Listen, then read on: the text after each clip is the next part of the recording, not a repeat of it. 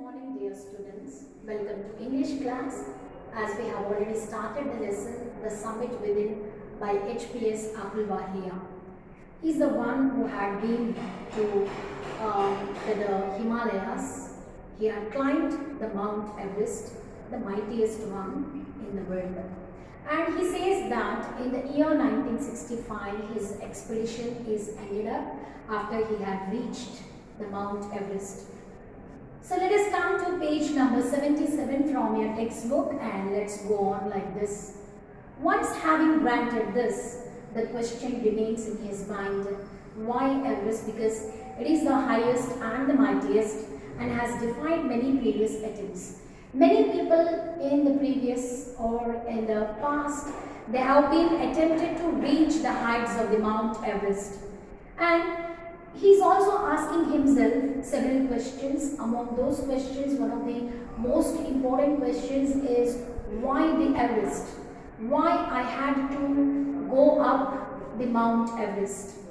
It is always remains in his mind because it is the highest and the mightiest mountain peaks in the world and has defied many previous attempts. Defied means frustrated and resisted. Many people have given off this idea of climbing the Mount Everest in the halfway. Okay, once they determined to reach the cliff of the mountain, and in the middle, halfway, they just resisted themselves and got frustrated. Why? Everywhere you can see the ice as well as rock when we were climbing the Mount Everest. You just imagine how the mountaineers can go up the Everest. Okay, it is such a dangerous and life-risking thing. It takes the last ounce of one's energy. It's a brutal struggle with the rock and ice. So why it is being considered or why it is being described as a brutal struggle, because everywhere there is ice and rock. A person one who wants to reach the Mount Everest, he would be facing these two things. Okay, one is the rock. He will having a great difficulty in climbing up the Everest because of this rock and ice everywhere. And also, it takes the last ounce of one's energy. That means completely a person can become tired and also get fatigued. Okay, becomes more tired. So he cannot be left with any bit of energy. The last ounce of energy also can be consumed when he tried to move up the Mount Everest. Once taken up, it can't be given up halfway even when one's life is at stake. Once a mountaineer has taken the decision or the determination of climbing up the Mount Everest, he cannot give up halfway. Even if your life is at risk, even if the life of the mountaineer at stake, he is not taking off or he is not leaving the idea or giving up the idea of reaching the heights. Understand? The passage back is as difficult as the passage onwards. So when a person, a mountaineer, is climbing up the mountain, the onward journey is such a difficult task as well as the backward journey. Both onward and the backward journey would be a very difficult task. And then when the summit is climbed, there is the exhilaration. Once the mountaineer reaches the Mount Everest, okay, he can be overwhelmed with lots of joy. Exhilaration in the sense, uncontrollable emotion of joy and happiness. Okay, after having been succeeded, reaching the Mount Everest, okay, a person will be filled with exhilaration. Please underline the words exhilaration. And the passage back is as difficult as the passage onwards. And then when the summit is climbed, once the summit is climbed, once the cliff of the Mount Everest is climbed, there is the exhilaration. There is a lots of joy. The joy of having done something. When a person achieves something or when a person reaches his point of, his destination, how he gets the joy. In the same way, when a person reaches the cliff of the Mount Everest, he feels in the same way. There's a feeling of victory and happiness. So what are the two different kinds of emotions that we can find with a person, there is a feeling of victory. He'll be getting victory and happiness. Glimpsing a peak in the distance, I get transported to another world. Once he had been looking at the Mount Everest, no? Once he had seen the Mount Everest, he would be getting a feeling that he had been transported to another world. A person one who reaches the Mount Everest, the cliff of the Mount Everest, he gets the feeling that he had been transported to another world. So he says that he experiences a change within himself. What he says? I experience a change within myself. There's a lots of change occurred to his within. Okay, within the mind and within the within him, there is a kind of change that he could notice. Okay, what is that? Which can only be called mystical. The change of his heart or the change of his mind is nothing but that is a mystical, which can only be called mystical. It's a spiritual change. By its beauty, aloofness, might and rudeness, and the difficulties encountered on the way, the peak draws me to it as Everest did. Okay, there are certain features, there are certain kind of emotions that he had found after reaching the Mount Everest. When he had stepped on the cliff of the mountain, he felt that it was such a most beautiful natural thing of this world. It's filled with beauty. The next one is aloofness, means being lonely. A person who goes there, he could find out the utmost peace and harmony over there. And might.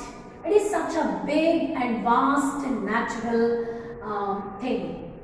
Okay, the things of this nature cannot be described, isn't it? There won't be no words to describe the natural things.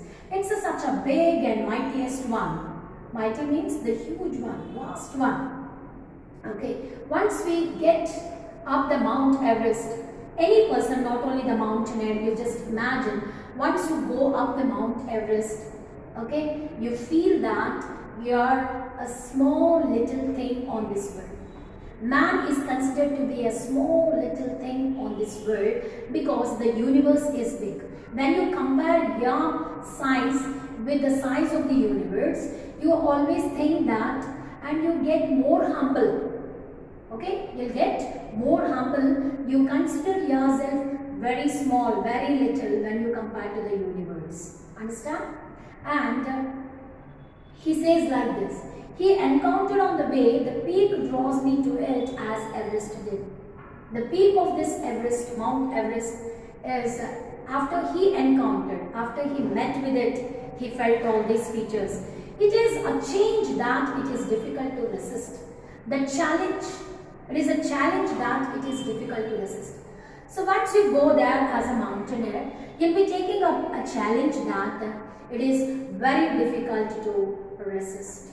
You cannot resist, or you cannot leave, or you cannot give up halfway, because you'll be having a kind of challenge within you. Looking back, I find that I have not yet fully explained why I climbed Everest. It is like answering a question: why you breathe, why do you help your neighbor, why do you want to do good acts? There is no final answer possible. Many people and the press used to ask him this question. So, HPS Ahluwalia, would you please tell me, why did you want to climb the Mount Everest? Actually, that is such a foolish question. Any person can ask HPS Ahluwalia. Why? Ahluwalia always says that, okay, it is like, why do you breathe? The questions are very, very silly. The question asked by the press people or any people. So why he had taken up the decision or the determination of climbing up the Mount Everest? He always feels that it is such a foolish question. He always considers that it's such a foolish question, because it is similar to why do you breathe and why do you help your neighbor and why do you do some good acts. Okay, when do we do something good for our neighbor, for any person around us? Okay, because it is our nature, because it's our attitude. It's a part of our attitude. Okay, we never get prepared to help anybody. If anyone comes with a great plea or a request to help them out, we definitely help them. For that, there won't be no hesitation. In the same way, if a person or a mountaineer prepared his mind to get the cliff of the Mount Everest, okay, it's a kind of zeal that they have developed right from their childhood. So actually, when it comes to HPS Ahluwalia, it was the dream of his childhood. Right from his childhood, he had prepared his mind that he would like to climb up the Mount Everest. So there's no final answer possible to give it to anyone why he had climbed the Mount Everest. The physical conquest of a mountain is only one part of the achievement. If anyone likes to reach the cliff of the Mount Everest, it is not just a physical climb. Usually people think that climbing up the Mount Everest is a physical act. Of course it's a physical act, but it is again associated with your spiritual growth. Okay, that your inner feeling. It is not just, according to Ahluwalia, it was not just a physical act or physical achievement or a physical fulfillment. There is more to it than that. It is followed by a sense of fulfillment. There is the satisfaction of a deep urge to rise above one's surroundings. Actually, it is a kind of satisfaction and fulfillment. If any would like to fulfill their dream, or if any would like to fulfill their achievement, if any would like to fulfill their attitude of reaching the heights, or if you wanted to fly high, leaving the ground or going somewhere, the world which is apart from the world which we enjoy on earth, isn't it? Actually, reaching to the mightiest heights is something different, and it's a kind of feel that a person would like to have it. So he is giving this answer to the people. He replies to the people whoever ask him why did he gone up the mountain. And there is the satisfaction of a deep urge to rise above one's surroundings. There is a great urge. There is a great zeal of moving upwards from his surroundings. There is also one more feel that he had developed right from his childhood. It is the eternal love for adventure in man. It is one of the adventures that man has taken up. It's an eternal love for adventure in man. The experience is not merely physical. The experience of reaching the cliff of the mountain is not just a physical act. Okay, it is emotional and it is also spiritual. Okay, this emotion, it is filled with emotional and spiritual link. It's not just a physical act. Thank you children for this class, and we will meet again with a new experiences of HPS Ahluwalia, and you are requested to read the textbook, okay, and find out and do some exploration from this part and how HPS Ahluwalia had this kind of a typical experience of reaching the cliff of the Mount Everest, and you have to concentrate the topic nicely and read the textbook extensively. And till we meet again, bye-bye.